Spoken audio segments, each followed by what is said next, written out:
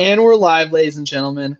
Welcome to another week where we talk about why it's just too late again. I mean, look at these prices. Let's be real with ourselves. Like, are you really going to buy this booster box at $300? No. And it's going to probably go to 400 and you're going to hate yourself for it. So, this is the show where we tell you what you're doing wrong. But before we continue to tell you what's wrong with your life, make sure you leave a like, comment down below, and subscribe. It really does help out the YouTube channel.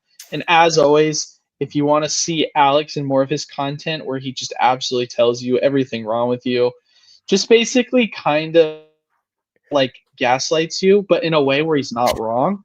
Links down the description below for that kind of energy if you really are feeling that way. Yeah, Alex, It's what are so you ready? it's so funny you say that. I got a comment in one of my latest videos that someone said, "Man, I really don't like you and dislike a lot of your videos, but at the same time, I know you're not wrong." And I was like, you know what, dude? I will take that over someone loving me, but me being wrong. I'll take that Dang. every day. I mean, it's one of those things where you can like the takes but hate the personality. So that's what it Yeah. sounds like. Yeah, man. I You mean, can I be like, think "Hey, at this man, point, the MSRP gang is officially in shambles. Like, I don't think there's any coming back for them. I mean, here's the thing with Mega, right? And we've been talking about Mega for quite a bit, right? When Mega first came out, it was 270 and then it crashed all the way down to 220. And we saw there was a real possibility that it could go to $200 or maybe even below $200. And then they announced, guess what? They're going to be split into waves because Pokemon isn't printing it fast enough or whatever. And that's where all of a sudden our opinions on how this was going to react changed drastically. And since then, prices have just continued to climb. I mean, we're talking lowest listed right now. TCG players 330 last time I checked. And yeah, I mean, we said last week in our video, we said this is going to be very telling. Our next stream will be very telling on what the momentum is going to look like for the set in the lead up to release. It was below $300 last stream. So the fact that it's well above $300 at this point is telling that we're probably going to have this set be very explosive going into the week of release. Yeah, and guys, like obviously everyone knows like TCG player pre-release prices, they're always higher because TCG player does bar anyone that isn't a hobby store or whatever who doesn't have pre-release access. So there's a very small amount of people who can actually pre-release sell on TCG player.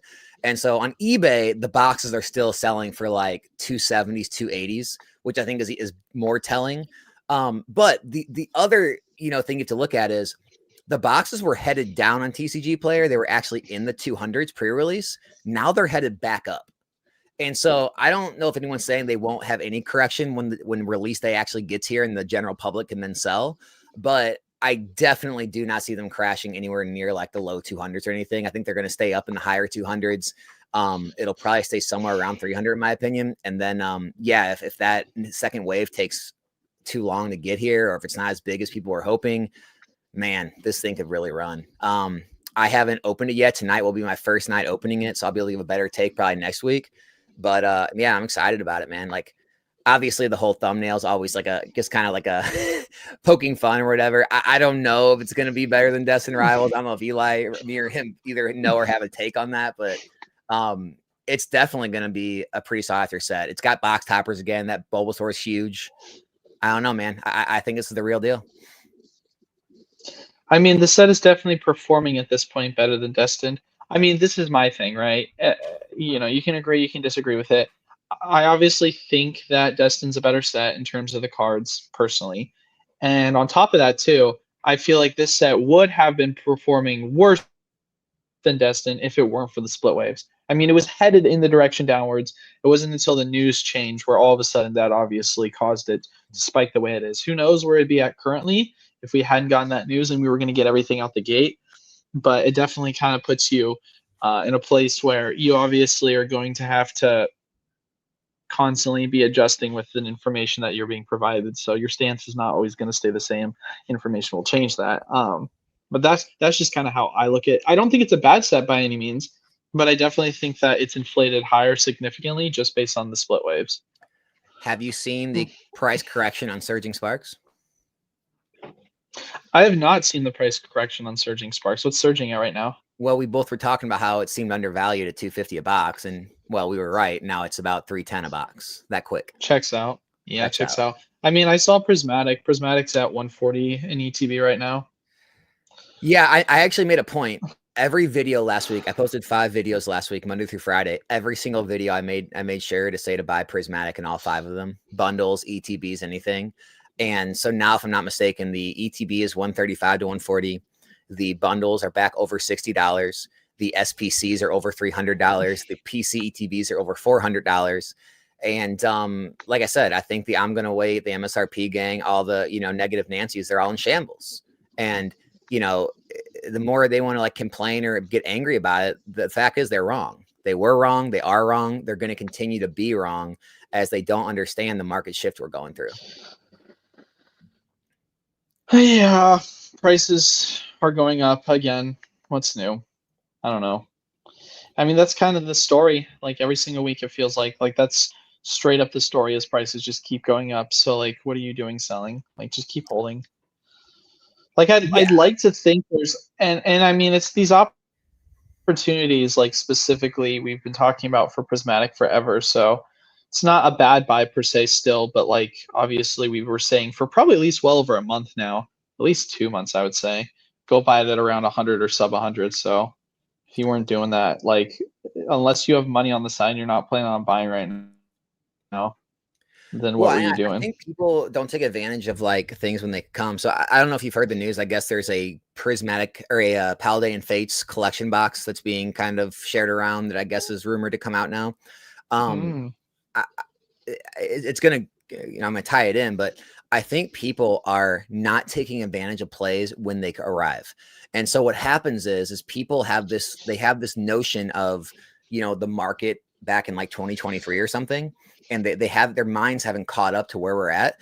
And so what happens is we'll have these massive drops, these huge drops of prismatic evolutions of ETBs and bundles and all these different things.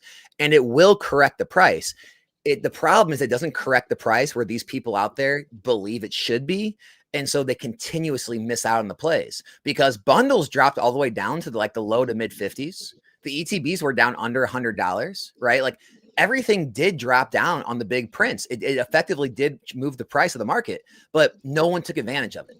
They just sat on the sidelines still saying, oh, this is the big one. It's going to crash. Wait for it. And they wait too long.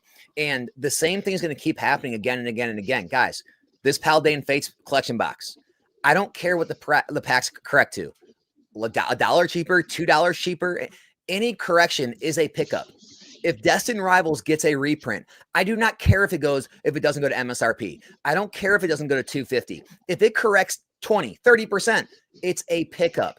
Any correction in this market is time to buy because it's only widely available until it's not. And the minute it's not, you get 151. It's going, if you guys haven't checked, it's going to $16 a pack right now on 151. But it was everywhere, right? And Prismatic Evolution is going to be the same way. It seems like it's everywhere, and all of a sudden you're going to blink and it's going to be $10 pack, then $12, then $14. Then it's just people, you got to take advantage when the play's there. Battle Styles is pushing 300. Might as well be there. Yep. Yeah, I mean it's pretty hard.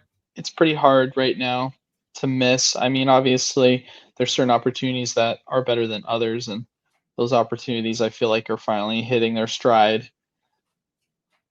Yeah. So we'll see what that's going to look like over the next 6 months and how Pokemon is going to handle printing product, because who knows if we're going to get more Prismatic, if we're going to get more Destin. I mean, Destin, what you want to talk about? What just happened with Destin recently? If you guys didn't pay attention to the move that happened, I would say over last night into this morning, Destin Rivals booster boxes actually ran up to $700 for a period of time. They were the lowest list on TCG Player was 700. There are actually sales on TCG Player over 700, mini sales in the 600s. And so that did happen. Now people have now price corrected. They, threw their boxes on the market trying to sell them, and it has corrected the price back to the low 400, the high 400s, I think like 460s, 470s, but they're still selling. Like they're still selling rapidly at those prices. Look at the sales volume. And so, yeah, I mean, it looks like a new price point, even though they did a quick run up, a buyout, whatever you want to call it, and they've recovered. They've falling back down, it still seems like they're setting a higher floor now. It's no longer 400. It's no longer 420. Now it seems like 460s, 470s is going to be the new floor, which is getting eerily close to a $500 booster box in a matter of months. Unprecedented. I gotta wonder what the Pokemon company's thinking at this point. I told you they Not in screwed the up. aspect of like, no, not in the aspect of like, what are you doing, Pokemon company? But in the aspect of like, imagine you're a company that comes out with a product, and within several months of its release, the product is going for an insane amount of money. Like, are you looking at that, saying to yourself in the secondary market and being like, man, look at what we can do right now in terms of like, this sounds crazy to say, but like the power they have. Like, they have an insane amount of power right now. You got to raise And MSRP. so, people might hate it. I think you have to. You have I think to. you straight up have to. Why would you let all the secondary market people make the money if you're the company? I want the money. I'd raise MSRP to $200 a box. Yeah, no, 100%. I mean, it's Nintendo. They're known for being greedy. I'm surprised they haven't yet. I don't think people understand. Contracts. I don't think people actually understand the math of what like that is. Like, I think they're so like hypnotized by like the price point that, guys, $5.50 a pack, if I'm not mistaken, is $198. Let me do the math. 550 times 36. Yeah, $198. Pokemon could literally raise the MSRP $1 on packs. Packs are now $549.99. Boxes are now $198, right? And it's not a crazy ask. And that would actually solve a good amount of problems, because then there wouldn't be as big of a margin likely for, you know, scalpers to really buy out all the stores. Booster boxes would obviously still be a huge premium because they just don't get released in anywhere but LGS's or distribution. But yeah, I mean, I think that's an answer. I really do. At least how I look at it is there was probably, I could be wrong, some form of negotiation that was made between whether it be the printing companies, the distributors, or something contractually that requires them to keep it at a certain price until a new generation is released or something like that. I'm not 100% certain, or maybe it's a certain amount of sets. I think that's the only possibility that I could see in my mind. Yeah, I mean, if I'm a company, right? If it was my company, I'm thinking, okay, every set out there right now, people are paying more than $5.50 a pack for. And it doesn't seem like any streams are struggling. TCG player eBay sales aren't struggling. I'm looking at that saying, well, then why aren't I getting more for the packs? That's yeah. And not only that, they see Pokemon Center selling out. Their vending machines are selling out. They're getting full price with bypassing the distribution model, bypassing big box. So it's just like, I don't know what the thought process is. Also, I know people think this whole like they're still stuck in this mindset of, I would just print it to the ground. It's free money for them. No, it's not. No, it's not. Destroying your long-term value of your brand to just make a few quick bucks right now is a terrible idea. Magic the Gathering found that out. Once Magic the Gathering honed down their print runs, all the products started being worth more again. They started to sell much easier again.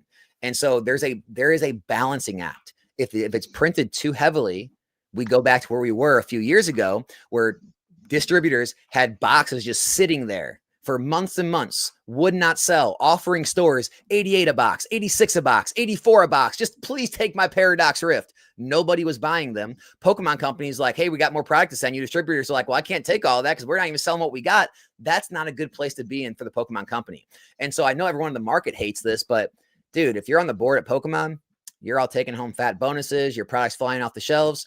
I don't know how upset they really are. Yeah, it's definitely a curious thing to witness because, like, to your point with Magic, obviously, they used to have Amazon dumps that were such a prevalent issue forever and nothing ever held value. Whereas now, and I mean that in the aspect of sealed, versus now, you obviously have it where prices on product are significantly higher out the gate and or hold higher or even go higher.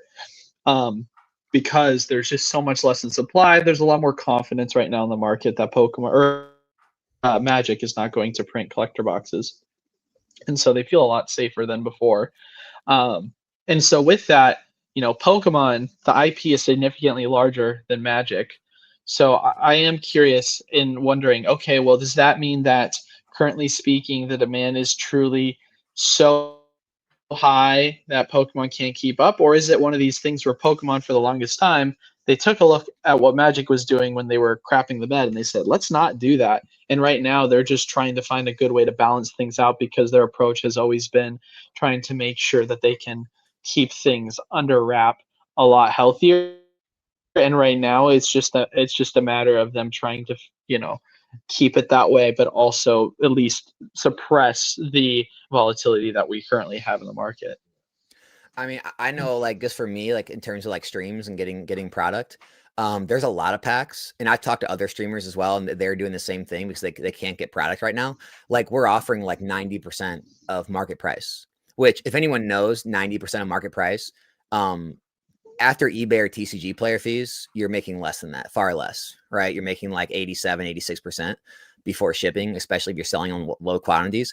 And like, I'm able to take large quantities of packs, paying 90%, still getting very, very few people reach out. Like, it is, for the last couple of weeks, I've been selling more packs than I've been taking in, which means inventory is actually going down, which is not good.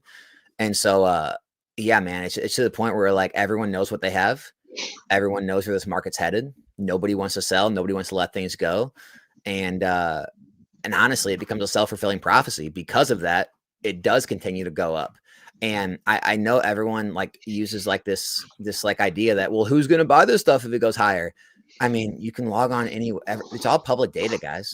You can go look. This stuff sells every day. I mean, every single day, eBay TCG player, type in a card, type in a product. It sells every day. You may not be buying it. You may not know someone personally that's buying it. There are buyers out there. Yeah.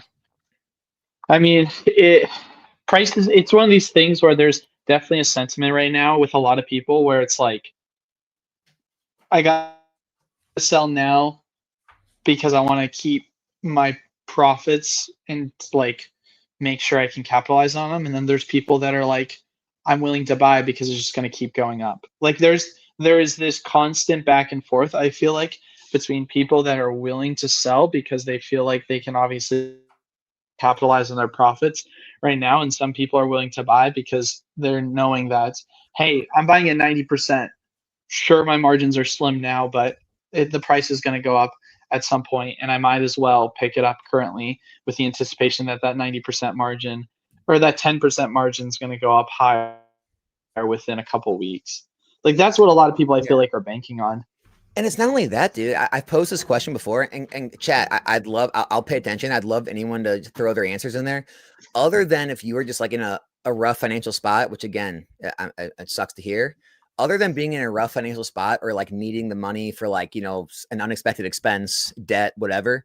If you're not in a spot where you need the money, if you're selling, what are you buying? What are you doing with the money? The stock market keeps running. It's at all-time highs. Crypto's barely off its all-time highs, but it's up there. Real estate's still at all-time highs right now in most parts of the country. I know it's a little down in Florida, some other places, but it's like, what are you buying? What are you doing with your money if you are selling this investment? If you're selling any investment, are you just going to move it to something else that's all-time highs? Gold's at all-time highs. Like, I don't understand what you're going to do with the money if you do sell. So what sense does it make to sell if there's nowhere else to put it? Yeah. Yeah, I mean, I've had that stance for a while now. I'm not exactly someone that's a proponent of just sitting in cash, especially right now. Oh, that's the worst place to be is cash right now. I mean, dude, you could throw it anywhere. If you would have thrown it in gold, if you would have thrown it in S&P, bought a house, if you would have bought Pokemon, I mean, no matter where you threw your money, you could throw a dart at a board with a bunch of investments on it. You'd be better off than holding cash this last year. Like, it doesn't matter what you bought. Like you just said, battle styles outperform cash. Yeah, isn't that crazy to think about that? If you look at the worst performing box in Sword and Shield, if you went and bought it at $100, you still would have tripled your money. Yeah. And it was $120 forever. It was $100 forever. Like, this is a set that just now is finally making some moves. Let's see what we got. Sell investment, move to Prismatic. Zach, not a bad idea. We've got new product at retail. Cool. Makes sense. Spending on luxuries, definitely a bad idea. Terrible idea, actually. Just humble. What are you looking at right now? But just to chat what their answers were that I asked. lock in profits and no gambling. That's a 500 IQ play. I hear you. Never sell assets without having another asset to put into 100%. Yeah, I mean, again, I can't find anyone in the chat that's giving a good, other than, yeah, if you want to like sell one thing to put into something else that you think is going to perform better, for sure. But like, that's the only other thing I can think of. Like, I just think if you sell something and put it in cash right now, the only reason you sit in cash is because there's another play that you think is going to, you know, present itself or on the horizon. Right now, it just seems like everything is moving up kind of in tandem. And so it's just like your cash is going to go less further. It's going to go less far tomorrow, next week, next month. And I don't know, man. I just don't see any better option than to hold. And that's just being honest. There's a lot of free time still available. Here's the thing. Sure. Why would we be doing this if we didn't believe in it? Like, why would I be holding what I am and not selling if I truly didn't believe things are headed where I think they're headed? Like, wouldn't I just like sell everything behind the scenes and then tell everyone, you know, oh yeah, you guys keep holding though. It's just like, dude, I buy more of this stuff every week and put it away. Every collection I buy, a certain percentage goes in the back. Every buyout I do for like streams or anything, I try to put a little away. Like, you know, Mega Evolutions, I'm going to put some away for myself, and it's not all going to be for streams. It's like, I don't know. I don't know how else to explain it to people, but this is what I believe. And I could be wrong. I could go down with the ship. That's fine. But I don't know. I mean, said it before. We'll keep saying it. The only time it makes sense at this point for me to sell is if you've got personal things going on in your life that you're trying to accomplish goals. For sure. And those goals are going to be met by you selling your product and profiting out. It's kind of it, man. Hey, and that's a real thing. There's nothing to be ashamed of with that. Like, that's a great position to be in, honestly. Like, don't feel bad. Don't be like, oh, I got to sell because I have hey, at least you're in a position to have something to sell to take care of something going on in your life. A lot of people don't have that luxury. Yeah. It's a big luxury right now, that's for sure. Yeah. I don't know. It's interesting. It goes back to kind of what we were talking about last stream with just the way in which Pokemon is being perceived currently and just what people are spending their money on. Like, realistically speaking, like, Pokemon obviously pulls in a large amount of individuals because it has a collector space, it has a gambling space, it has an investor space, it has so many different like people that it can kind of attract because of what it offers. And this is just the trading cards. We haven't even got plushies and the games themselves, right? Yeah. So there's so much with Pokemon that it has to offer. It's so strong. But looking at it right now, it's just one of these things where you're just like, with how things are going financially, just with obviously the unemployment rate continuing to climb and inflation is still at 3% and things are getting more expensive, like more than ever. You just kind of feel like you have to find ways to outpace inflation because it just feels like it's something that before we kind of accepted inflation at like a 2%, but right now it just feels like it's just constantly rampant and you have to realistically always find ways to just keep your money working for you or else you're just going to get eaten alive. Yeah. Another thing I wanted to get your thoughts on. So I put out a kind of hot take video today. So today, not every day. I truly believe this. This is not for clickbait. It's not to like ruffle feathers. I truly, actually, I believe this. I think it is better now in the hobby as a collector and a pack ripper than it was when things were MSRP. And I'll explain why. I did a whole breakdown. When you take the top hits of all the sets from back when things were MSRP and the price of the packs at $4.49, and then take the top hits in these current sets where you can buy all these packs at $7 and $8, your ratios on what you can hit in these sets is exponentially more than anything back then. Back then, a Gardevoir from base set was $25. A Charizard from Obsidian was $45. A Groudon was $50, and you're paying $4.50 for a pack. Now you're paying like $8, $9 for one of these Destined Rivals or Prismatic packs, right? But the hits have way more than doubled. So MSRP, you're paying double MSRP, but now all the hits are worth $300, $400, $500. Umbreon's $1,500, Mewtwo's like $600. And then you have a spew of other cards in the set, all in the multiple hundreds. So you have better chance of actually getting a card that's actually worth hundreds of dollars. There's multiple in there, and you're only paying double when all the cards are worth 5x, 10x, 15x, what they were back then. As a pack ripper myself, I enjoy ripping packs. I would much rather open 10 packs of a set that I could get a $1,000 card out of than 20 packs of a set that has $25 card, a $40 card. Tell me I'm wrong. I don't think it's a bad take at all. I mean, it makes sense. Like Destin Rivals is a good example of that currently, where if you look at the set, like, yes, it's gotten much more expensive. Packs are $8, which sucks for some people, but like the Team Rocket Mewtwo is going for $440 right now. And you've got Cynthia's Garchomp, which is going for $260. Ethan's Ho-Oh is going for over $200. And then you've got multiple other cards going for over $100.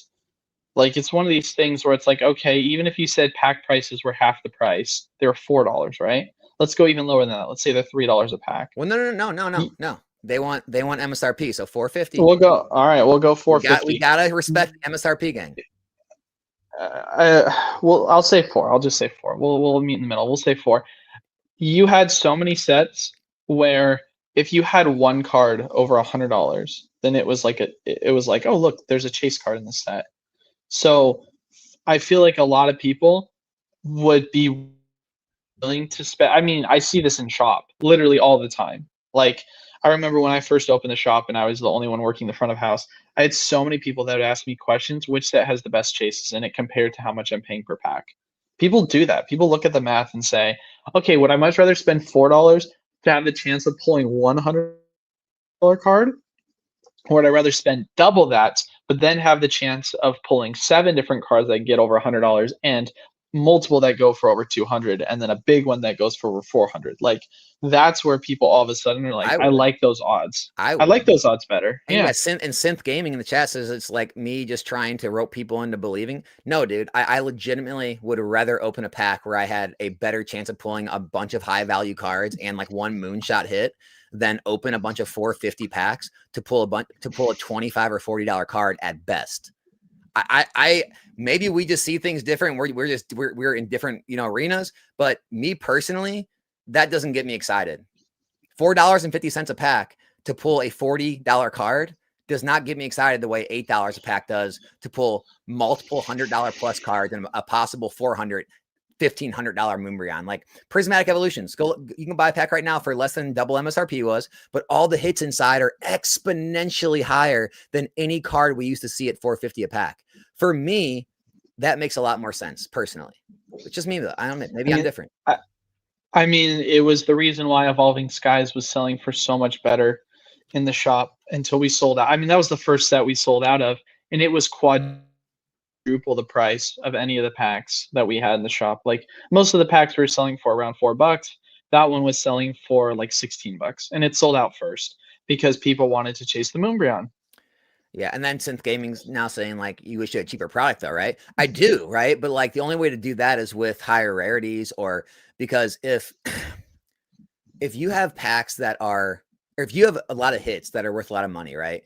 The demand's going to be so high that even if the packs are cheap, they're going to run up because so many people are going to want to open them, right? And so yeah, there's definitely a middle ground, but the fact that, here's the thing, Prismatic Evolutions is still the most open set on stream. I can't keep Evolving Skies in stock. Every time I get it, it sells out, right? Destin Rival sells out. Anything with the biggest hits always sell out. Guess what stays? All the cheapest packs. So that tells me if people are only worried about the cheapest pack, the other expensive ones wouldn't be selling. People want a chase. People want something to possibly hit. And if the value isn't in the packs, there's going to be no reason to open them. No. Let's remind people, of course, we're going to go into questions here in just a couple of minutes. Make sure you leave a like, comment down below, subscribe, really helps the YouTube channel. And if you want to ask a question in bold, underneath, or all caps, type question, and then followed up with what your question is. Just makes it easier for us to obviously find what you're kind of looking for. Yeah, I think for me personally right now, obviously, we just are going through a store expansion. We've got a lot of money that we're obviously putting into that currently. I mean, once that's done, it's just accumulation again. That's kind of it. Like, it's crazy because I think I mentioned this briefly last stream, but I've talked to you about it behind the scenes. You know, I was going through and looking at some of the old product that I didn't realize I had been sitting on in one of the places in which we store some of our inventory that we can't fit the shop. And I was looking at it, and I was like, man, I literally just sat on this product and it's 3x, 4x, right? And there were some items in the shop that we bought recently, and then we just set it off to the side waiting to sell it, and then it went up in that short period of time. And I know this is not lasting forever. Like, this is very much in the euphoric stage of the hobby, where at some point, like, the volatility wouldn't come down. It could be in a month, it could be 6 months, it could be a year. We have no clue. But at least in the meantime, right now it's one of those things where it's like you're just watching prices go parabolic every single week, it feels like. And so there is so much of that, like, hey man, if I'm gonna have this product, it's once again going back to it. I mean, I feel like we're beating a dead horse here. It's better than having in cash. Yeah, and Synth Gaming, man, we can agree to disagree, dude. But I won't be gaslit into saying anything like that. I would not push a narrative if I didn't believe in it. I'm not a liar, right? Maybe we just see things differently. Personally, for myself, okay, you can defer, but it doesn't mean I'm lying. I would rather open a higher dollar pack to pull a Sunbreon or to pull a Destin Rivals Mewtwo than to open a cheaper pack to pull a Gardevoir or to pull some other cheap card. That's just me. That's not me trying to like push any narrative. It's just me. I would rather go for the bigger gamble. I don't think that's a bad take though. Like, it's weird to think that would be so arguable, at least in my personal opinion, because my shop is like a testament to that based off of what we see pack-wise sells. Yeah. Literally the most common question people ask us in shop is what's the best price per pack for pull, what you're going to get possibly. That's literally it. People want to know what I'm spending, is it going to get me something of value? If I have a pack that goes for $5 and it obviously is not going to get me a significantly high value card or a shot at one, obviously, then it's not one that I want to buy. Yeah. And yeah, I mean, why don't you open your sealed investments? Yeah, I'm an investor, but when I do open things like a birthday or a Christmas, I always open the stuff with the biggest chases. And it doesn't always have to be the biggest like raw chase. It could be the biggest grading chase. Like I'll open Paldea to try to pull that Magikarp to find a mint copy to grade, right? I might open Black and White to try to pull the Reshiram Zekrom. Like, yeah, I would rather open something with a big chase. Like, why do I want to open SV base to pull a Gardevoir? I don't know, man. Maybe there's just, I get it. There's different collectors out there. Some people just like the feeling of pulling, cards or master setting or just something to open. I get all that. But again, not everyone's gonna have the same opinion. And so me and Eli talked about it before. One of the big reasons that sets rise in value over time is a big hit. A big chase along with scarcity of the actual product are two of the main reasons that sets have value in the future. And also I want to make sure people are like listening to what I'm saying and not mishearing me. Obviously, like I said before, right now I'm doing my best to not keep my money in cash, or when I am investing, that's what I'm doing, right? I don't think you should just literally go buy whatever. I think you should still be obviously calculated with what you're purchasing. Like in the long term, technically speaking, it's going to be harder to miss if you chose any booster box. Steam Siege still would have made money on it, but I would say that don't just panic buy into something because you're afraid that you're going to miss out on the price going up. Just wait. There's still opportunities. I mean, Prismatic's one we've been talking about that's been at $100 for 2 months. It just now finally made a 40% move up to 140. So like, there's these opportunities that we're going to talk about specifically on stream that are going to go sideways for a bit and then they'll explode up. Yeah, that's the hardest thing about like, investing in a normal market is, all the heat we take when things go flat and people are like, see, you guys were wrong. It's not doing anything. And all of a sudden it'll blast off and then they won't say they were wrong. They'll just say, oh, well, it's a buyout, it's manipulation. And then it never comes back down. And then they just move on to the new thing. So it's just like, guys, be careful about just trying to follow like all the Timmies out there and all the, drama type creators. Investing is always a long-term game. In the stock market and crypto markets and gold and silver and real estate, you're always going to have times things go stagnant, even things trend down. But, you know, when things do rise in collectibles, they usually are parabolic moves. They're usually not this slow and steady grind of 5-10% a year. They're usually nothing, nothing, nothing. Oh, 100% gain, right? Come down a little bit, give 10-20% back, go a little stagnant. Oh, look, another 50% gain. That's the collectibles market. If it's too volatile for you or you don't like that kind of movement, then that's what the S&P is for, right? Like that's just how the collectible market's always going to be. You need to hold your money in long enough to see those kind of returns like we're seeing right now. Yeah. No, 100%. All right, Alex let's get is some a questions Timmy. going. Man, Eli, I'm a Timmy who has been You're getting rage bait, 99% right over the whole time I've been on YouTube when everyone was telling me I was wrong.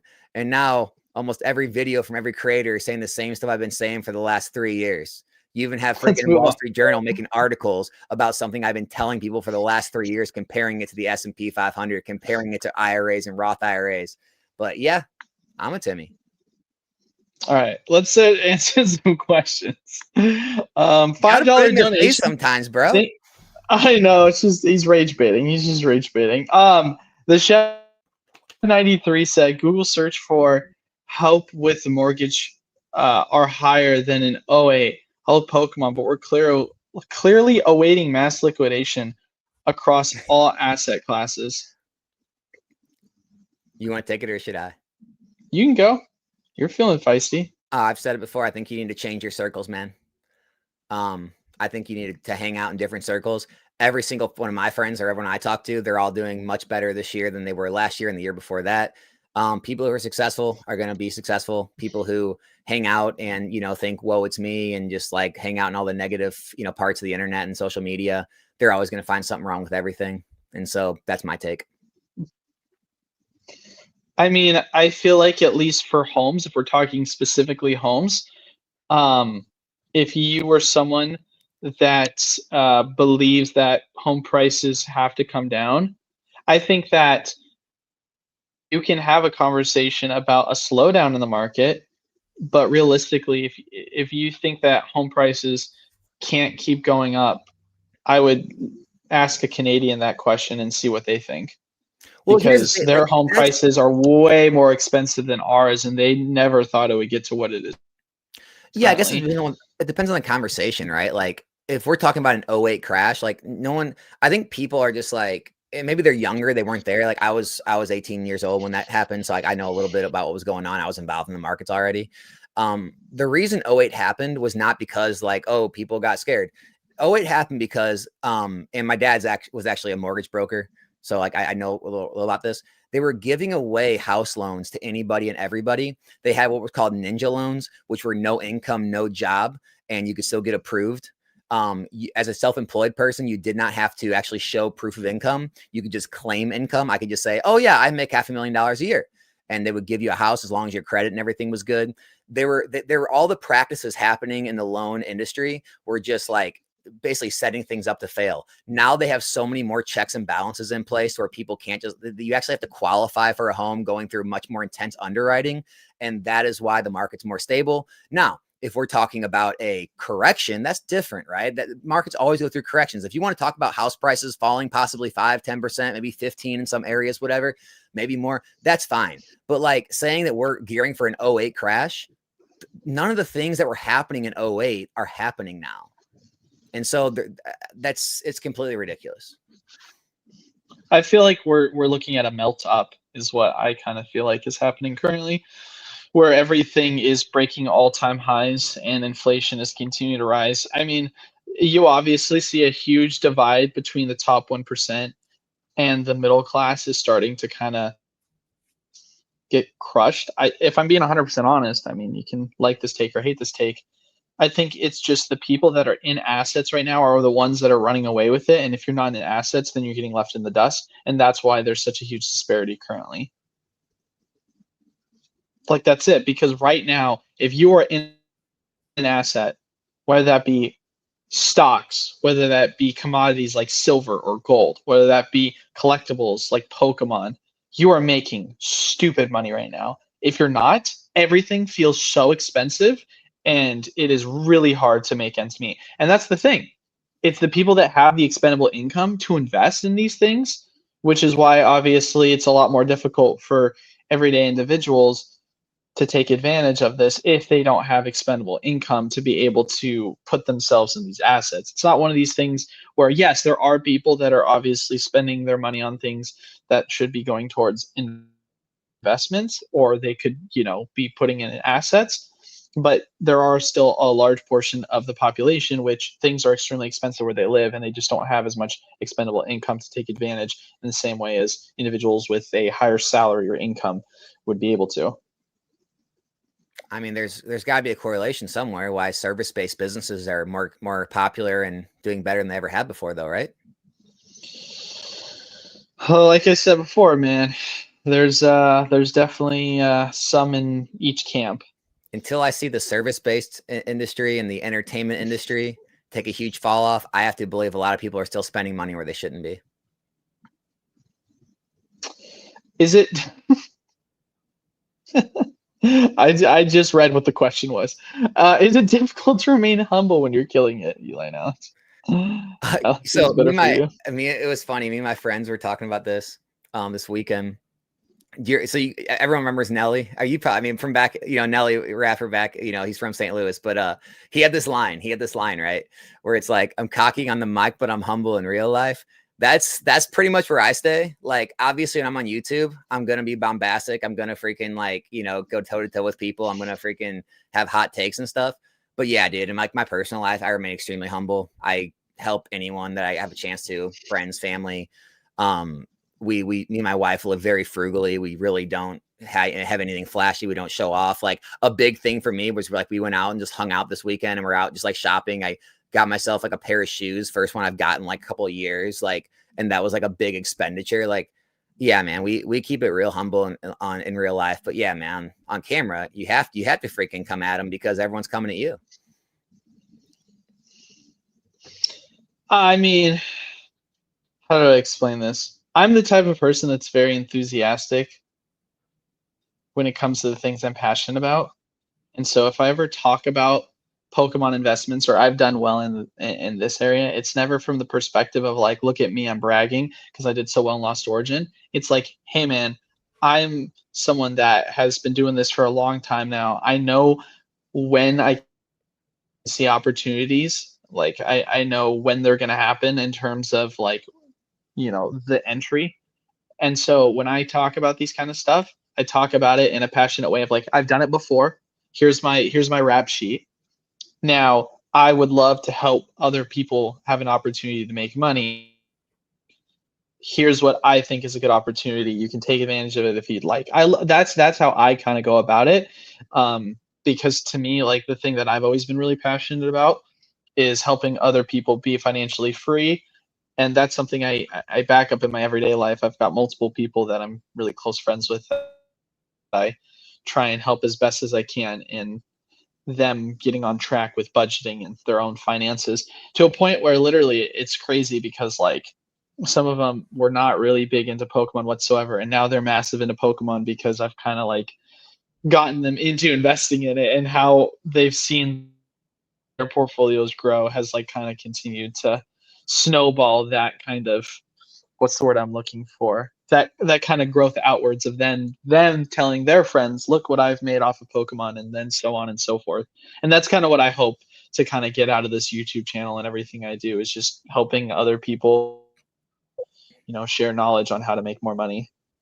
Dude, there's no better feeling than that. Like, helping out friends, helping out people, like even strangers on the internet, just reach out and let you know like all the success they've had because of like your content and stuff. Like, there's no better feeling than that. Like, I've said it before, like I would take 1,000 haters for every one person that reached out and was thankful. Like, it makes it all worth it. It makes everything else drown away when you have the people reach out there, grateful. And just like friends in regular life, I've helped so many friends like with budgeting, with their investments, like that they're just like doing so much better in life, like that they kind of got a plan, got on track, and like cut out things. So that's the other thing. I've seen it happen. Like, when I talk about these things on here, I've seen it happen firsthand.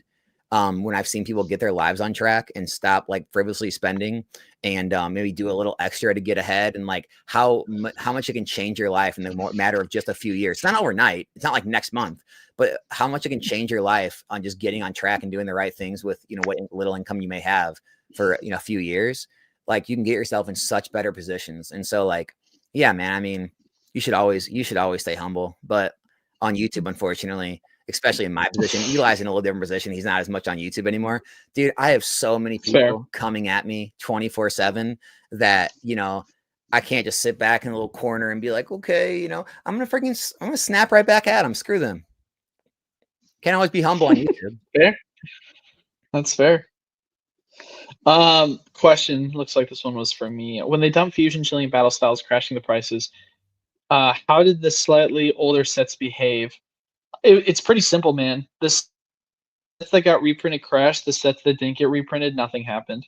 So like literally Rebel Clash and Sword and Shield base set, they didn't get reprinted, and so the prices on them went sideways and up. Like that was just kind of it. Same with everything in the Sun and Moon era. If it got a reprint, it crashed. If it didn't, then it didn't. Pretty much. By the way, how nothing is getting reprinted in Scarlet Violet right now. Just let that sink in. Like, let it sink in that SV Base, Paldea, Obsidian, and Paradox are about to go out of print here next year, and they haven't had booster box reprints.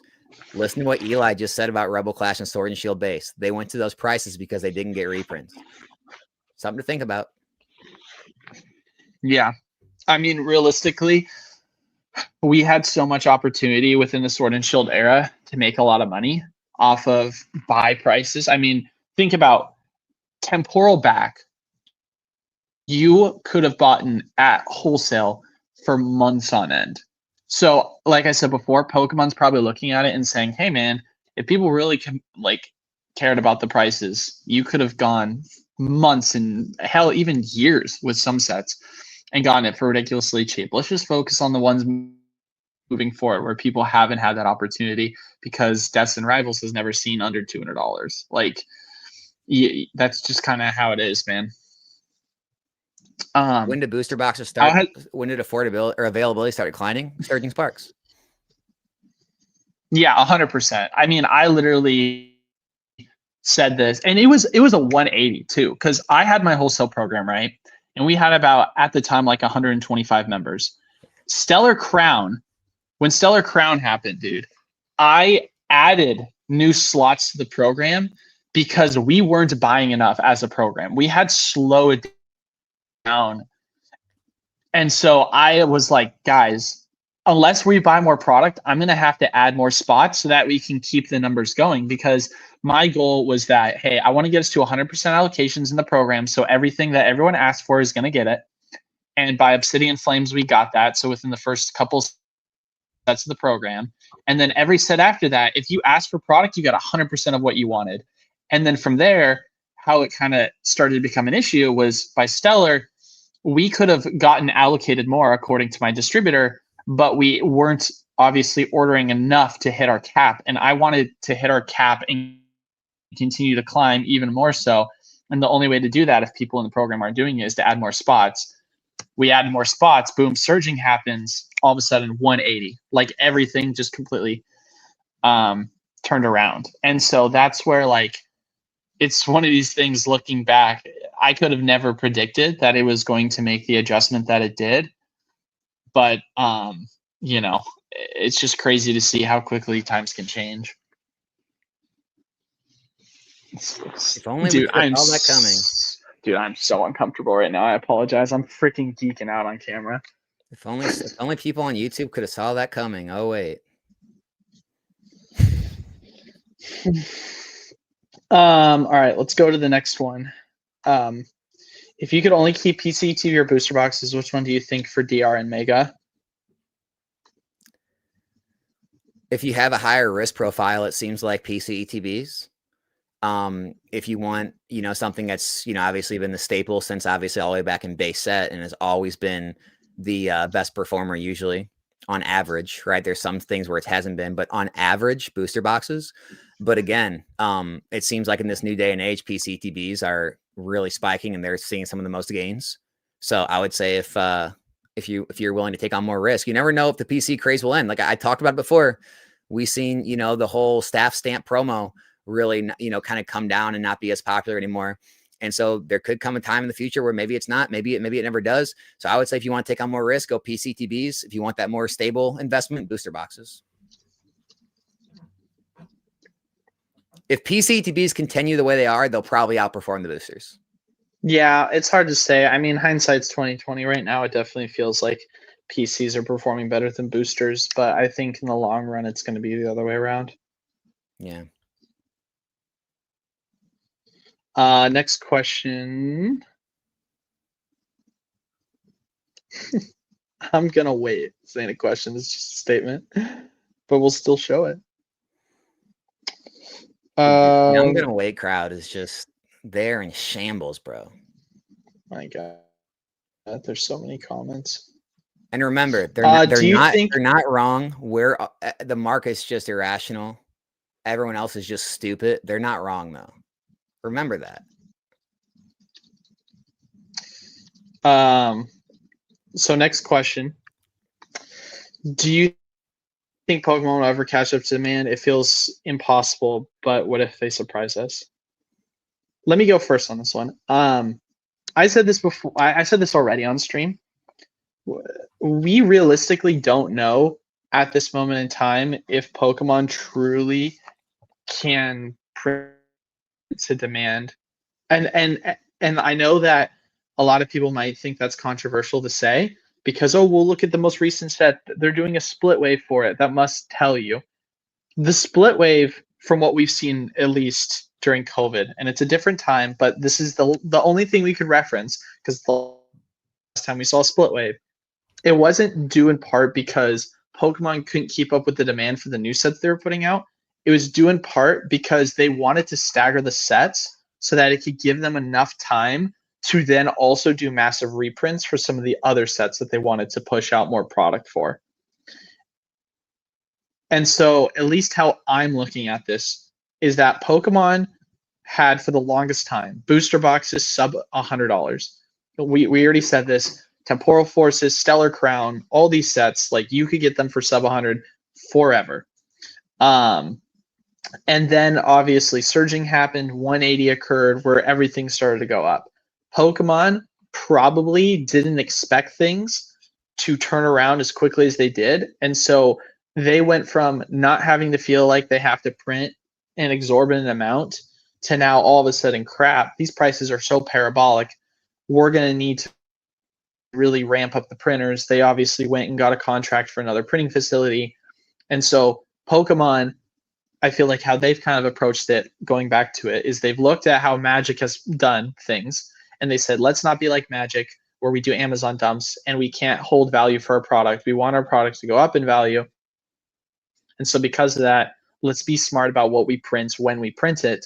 And that's what they were doing for all of the first half of the Scarlet and Violet era. But then all of a sudden, demand switched so quickly that now they're obviously scrambling to make those adjustments, and they're trying to do it in as much of a meticulous way as possible. But obviously, it's difficult to truly do that right now because of the volatility. That's what my personal belief is on what's happening here. They are obviously at this point presumptuously printing to capacity, but they're just trying to kind of play catch up over the fact that they didn't get any sort of a start for the volatility that they're getting, because this is volatility that we've never seen before. But I don't know. I know you might disagree with me. You might agree with me somewhat. I don't know what your stance is on it. So, I mean, what are you saying? Like they're going to catch up to demand on the new sets? What I'm basically articulating is that I feel like Pokemon for the longest time was able to print up to a certain capacity, but they weren't doing it because they felt like it would just crash the prices altogether. And they were continuing to print that way all through, we'll say, Surging Spark. But then when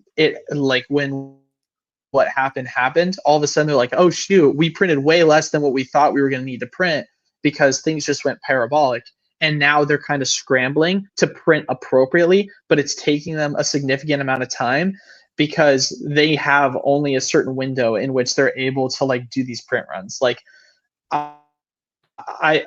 This is all pure speculation, but we've heard that it usually takes them about 8 to 10 months preemptively to kind of get the quantity that they're looking for a new set release. So if you say that like 8 to 10 months out in advance, they had obviously Surging Spark being printed, and then within like several months, all of a sudden that switched, that changes the direction and the trajectory of what they felt like was appropriate in terms of being able to print. Yeah. Yeah. That's me. That's my opinion. Yeah. And I just think by the time any of that like really gets put into motion, I think we're going to be so far removed from the Scarlet Violet era. I think we'll be like halfway through Mega. I think Destined Rivals will catch some. I think some of these sets will catch some. I think the early Scarlet Violet sets are done. I think even a lot of the middle ones are not going to see much. And I think that they'll be able to catch up eventually in demand is what like Shaggy's question is. Yeah, I think eventually you will see products on the shelves and they won't be scalped, and you'll be able to go find an ETB or a blister pack or whatever it is you want to find on the shelf. When it comes to booster boxes, I think it's going to be a different scenario. I think that's going to be the main thing investors target. They only print them for the LGS stores or anyone with distribution. They're not put on retail shelves, so they're already less available. And I think booster boxes are always going to have more of a margin and be less available than regular products. And if Pokemon continues to do the things they're doing with putting their printing capacity into the ancillary items, I think they'll be able to maybe keep cards a little lower, maybe keep other products a little lower. But I think it's going to be hard to see booster boxes ever that low again with how many people that are investing now and here to just invest. Like there are whole funds being created to allocate capital. That's where we're at. I mean, think about it this way, man. If we're saying that Pokemon is, it's an we'll say 8th month. It's like an 8-month period for them to print this product and print it appropriately. You obviously had the huge spike in surging occur in November, December time. Destined Rivals came out in June.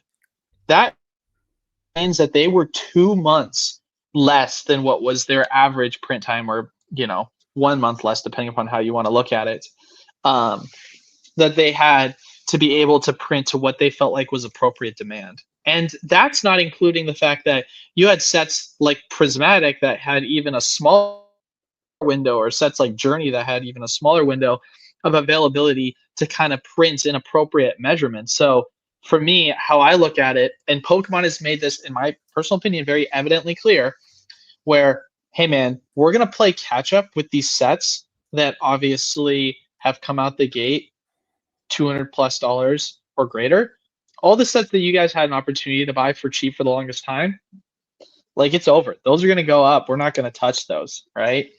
So we're going to try and focus on getting these ones printed as best as we can, and we're going to see how much we can drop the price, and then presumptuously it's going to dump it however much it drops it, and that's, in my personal opinion, possibly going to be it. Like I think if you see one big Destin wave come out and we get allocated an insane amount, I think that might be it. I'd be surprised if they said, let's do it again. I think they're going to try their best to get as much as they can, and then once it's kind of done, then it's like, all right, we're moving on, because we're trying to play catch up while also at the exact same time trying to be forward focused on what's coming out, because that way we can at least give ourselves more time in advance to adjust to the now new demand, because 8 to 10 months out was kind of our window of things. Let's see if we can focus appropriately on making sure that the numbers we're printing 8 to 10 months out are the numbers that are appropriate for what the current market is. That's just what I mean, because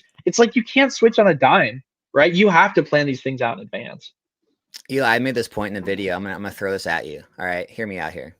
And this goes to everybody in chat, not getting the new market that we're in. If you had a fund on Wall Street, right?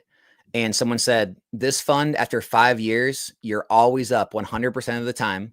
And the average amount you're up is somewhere between 100 to 500%, depending on the items or whatever. Every single investor in the world would invest in that fund. Every broker at that fund would be selling that fund. But just because it has Pokemon on it and it's a children's card game, nobody believed in it before. All that's out the window, guys. I'm just a nobody. We're all nobodies. Wall Street Journal's not a nobody. Kevin O'Leary's not a nobody. You are getting real eyes look at this hobby. They're running the numbers, okay? And they're realizing, oh, wait, these things go up 100% of the time. Oh, wait, these are the average returns. That is why you see this happening, right? People are now coming in from outside, allocating their funds to get the returns.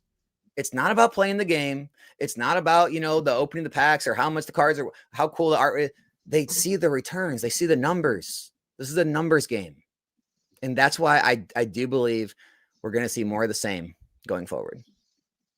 I think there's a lot of people, though, that are super casual and they're just going to go buy what's on the shelf at Target For sure. because that's what they have access to. And I feel like all of a sudden, once those things that are on Target start to sit, then you're going to start to see a lot of casuals leave. I mean, that's at least what we've seen historically in just about literally any space.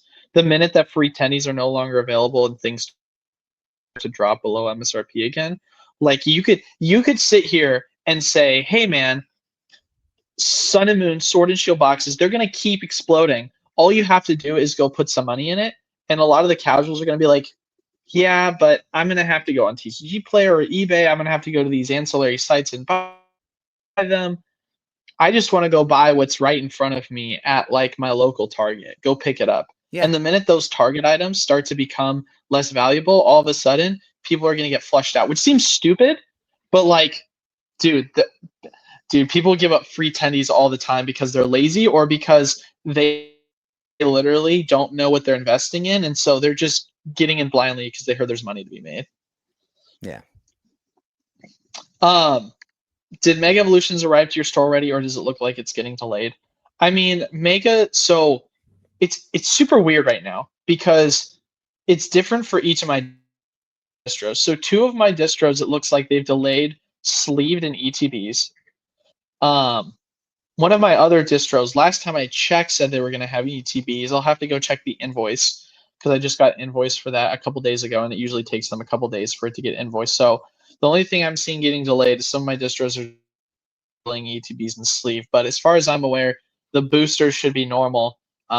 We just now started to receive some of the product Friday and Monday, so we're trying to get that obviously shipped out appropriately. But yeah, just kind of going back to what we talked about last week, it looks like distros are starting to lay some of the ETB product.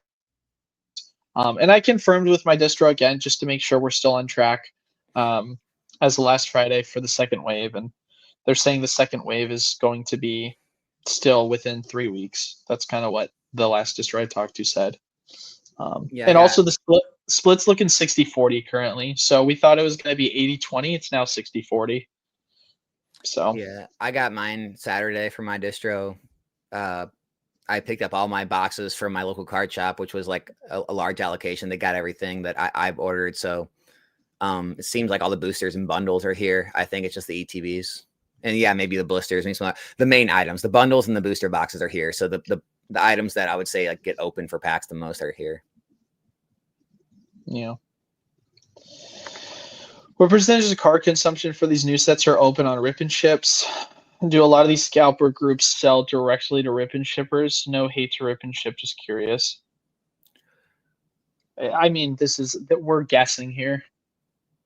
I mean, I would think a large portion across like every rip and ship on every platform. I would say it's a lot of packs, just because you're kind of consolidating, right, groups of people and funneling all into like every stream. Whereas, you know, more packs are usually going to get open there than like a casual walk into a store. But as far as like, look, and I know you're not like, you know, hater, and I'm not, no hate from me either. I just, what's a scalper, right? Like, I don't like say, hey, are you a scalper? I'm going to buy from you. Or like, hey, are you a bot? Like, you know what I'm saying? It's just like, I don't know. I mean, I definitely buy from the secondary market. I mean, I'm sure some of them are scalpers, you know, others may have just got, you know, deals they worked at pre-release. Maybe they have their own allocations they're trying to move because they don't want to move them through their shops. There's a lot of card shops, guys, that I've bought from. They literally sell to me because they say, like, I don't want to deal with all the hate that I'm going to get for selling this stuff in store. It's such a markup. And so they'll sell to me at a little bit of a discount just to move the stuff because they don't want to put it on their site. They don't want to put it in their store, and they don't want to pay fees on a platform. And so like there's that aspect as well, where I'll buy directly from card shops sometimes. Yeah, I mean, I think scalper. I think the problem is the term is getting conflated so much right now. Because what a scalper is it's someone that goes into, let's say, a Target. They wait for the stalker to stock the product, and then they buy it out all, and then just sell it for a huge markup, right? Yeah.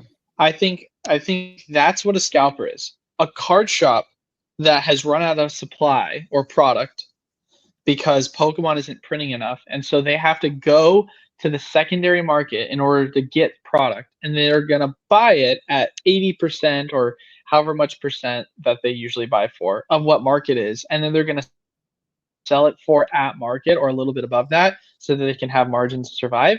That's not a scalper because they're not going out and taking supply from brick and mortar, or sorry, from big box retailers and going and like literally trying to upcharge people drastically. They're trying to make a margin off of what they themselves could buy the product for currently. I think there's a distinction there. Yeah. They have to print more Destin booster boxes, right? Going to be very interesting to see what Pokemon does. I mean, it's They don't yeah. have I to. think here's my thing. We're in a very historic time in Pokemon, obviously. I'm very excited to see what the reprints are going to look like for Journey Together, Destin Rivals, and so on, because it's going to tell you what Pokemon can truly do in terms of price corrections with reprints. Because this will be the first time. No, think about this. Think about this. No, I was just laughing. This at is going to be the Abigail's first time. comment. Oh, think about this. This is going to be the first time in history that Pokemon has reprinted a booster box that is going for almost $500. If they were to just print it tomorrow, who knows how much more Destin can go up. And so, depending upon how far Destin adjusts, it's going to be really good for us in the future. And knowing, like, truly, hey, man, if Pokemon reprints, here's what we can expect based on what we saw destined. Its price goes down for it, and then that can give us better kind of expectations on whether it's worthwhile picking up certain products, knowing whether or not it's worth the risk to reward depending upon what the reprint capacity can do to the price. Does that make sense? Like when we were looking at Destin, right, and $300, we're like, we're not picking it up at 300. We're going to wait for the reprint. But if it comes out where, let's say, booster boxes of Destin go to 6, and then the price correction of the reprint ends up dropping it, down to, we'll say 350, which is still a very big price correction if we're talking numbers here. That's almost a 50% price correction.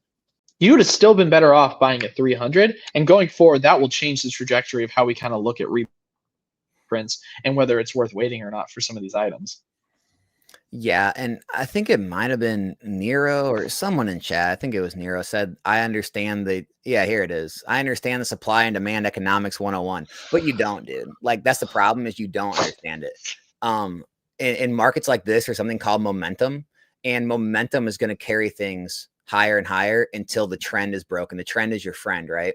And so you actually have less risk buying into a high momentum market. The same thing could be in the stock market and cryptos. You actually, it's smarter to take the play than not take the play. Like the cost of not making the play is actually higher than the cost of making it, right? So like when the markets are all moving in tandem and everything's high and then supplies like this, the possibilities of the prices rising high enough and not correcting even after things are somewhat stabilized to the old price you could have bought at is actually a higher probability. And that's what people are forgetting right now. And so it's like people saying, oh, it's too high. It's like, well, yeah, but like if Destin Rivals moves from 220 to 500, it may only correct to 3. It may only correct to 350. And, I think that's like the fallacy that people fall into is like, oh, it's going to go back to the old days of 2023. No. Markets are only going to correct in certain percentages. They're not going to fall in 80%. And so I think that's what a lot of people miss in this market and that why they miss out on certain opportunities.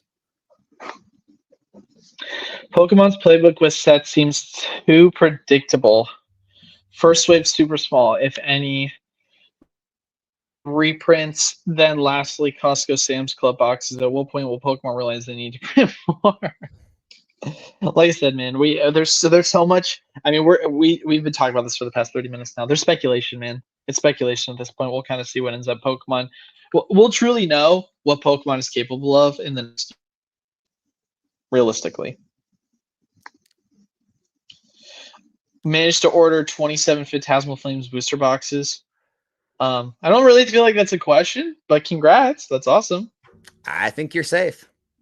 You're doing good. Yeah, great price. Oh, here we go. Here's the actual question. Everyone seems to be slagging the set off already. You guys think this is a good buy? What? I don't know of anyone that's. I don't know what slagging means. I assume crapping on it. Yeah, no. What? Everyone's hyping up that set like crazy. At least in my shop. Yeah, no. That set's gonna be insane. That's a great price. I pay attention to no stupid online like rumors and stuff anymore, so I wouldn't even know if they were. But if they are, Corey, just ignore it. Nah, great price. Good pickup. Question more of an observation. Higher prices like team or for booster boxes like team up do have a lower sell-through rate. So if you need to sell a high value item, when you're going to have to wait for a buyer at full market value. Yeah, I mean, I get what you're saying, but you have to also look at it from this perspective, right? Is it easier for you to sell one team up box, or is it easier for you to sell? What's a good example? We'll say Journey Together. We'll use Journey Together as example. So what's Team Up going for right now? Team Up's going for, is it going for 10K yet? Somewhere up in there, maybe 8 to 10K. We'll say 9,600, right? It's a weird number, but all right, let's take it. Well, I think that's the last time I saw it on a TCG player. What do you think, Alex? Do you think it's easier to sell one Team Up box at 9,600, or is it easier to, which is market, we'll say, or is it easier to sell 40 booster boxes of Journey Together? What do you think is going to take longer? I think it all depends on the market cycle. I mean, I think when Team Up had its original rise, I think it was extremely easy. You could throw it at auction anytime you wanted and got full price. I think when the attention moves, it could be a little more difficult, maybe like right now.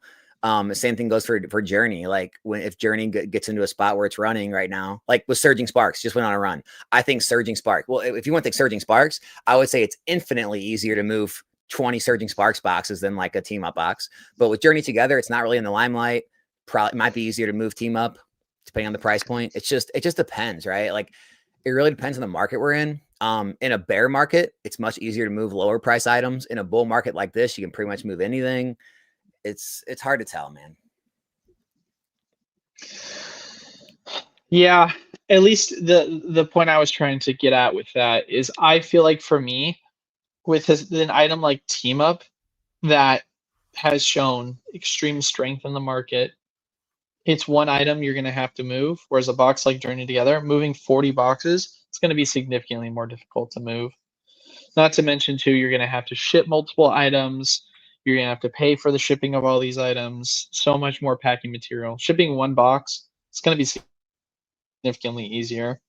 Hell, even if you said to yourself, I'm going to sell the item 5% below market, like if you do the math, presumably, then having to ship individually 40 boxes and the time it's going to take you to do it, it's not going to be super far off when you break it down. Obviously, that 5% is going to vary depending upon what 5% represents. But if you're saying $10 a box, that's just off of, we're talking the shipping label, let alone the price of material to ship it. Yeah. That's $400 right there, guys. that's the other thing. Like, you know, the lower end the item, the more percentage all the other like fees and shipping and materials eat into your profits. So like that's another thing. Also, like having more rare items like that, like they can be you can get higher prices for them if you go to like shows and things and want to sell in person because you don't want to ship it. You feel risky there. You'll get higher percentages usually for things that aren't found as often. Whereas things that are a dime a dozen right now, you'll get less percentage. So like there's a lot of different ways to think about it. I think I've said it before. I think you should consider having like a part of your portfolio, more of those higher end or like, you know, more niche items that might have like extreme growth, maybe a little more illiquid, maybe like 10 to 20%, and then have like 80% or so of your portfolio or more very liquid items, very easy to move items. Because yeah, I mean, there's benefits to both, right? Yeah, 100%. And that's the thing. Like I've talked about this is right now, if we're talking about like what my general strategy is I invest in the items that are obviously going to have the highest upside, but also as I continue to value the space I have because it's limited, then I start to look at items that are much more expensive for how much space they take up. Because that's a factor that you have to take into consideration. Because ETB cases take up a lot of space, guys. But you probably already know that. Yeah. Next question. We'll do three more and then get on out of here. Do we think this bull market might be permanent? Have we reached a critical mass where the hype train and stocks only go up, engine is self-sustainable? I can say one thing. This is my take. I think it's definitely permanent in terms of it's kind of established that, you know, long-term growth is going to continue to be seen. It's probably moved up the timelines at which things move because there's so much more trusted, there's so much more data, and the confidence is going to be at an all-time high because until there's something that like actually breaks kind of the chain, it's going to be really hard to scare a lot of like the new money out of the hobby. And I don't mean like the, you know, there's definitely gonna be times for washouts where, like Eli said, people are gonna like be dumping things because they get scared out. But again, like I personally know a lot of people now with multiple six figures, multiple seven figures, investing like very not new to investing, like very strategic, understanding their money's gonna be locked up, very comfortable with red days as much as green days, have large portfolios in other areas, have large, you know, incomes from whatever careers and businesses they are in or own. And I just think there's a different type of individual than there was in 2021, which is going to keep things more stable than before because people understand that when things drop, that's time to accumulate.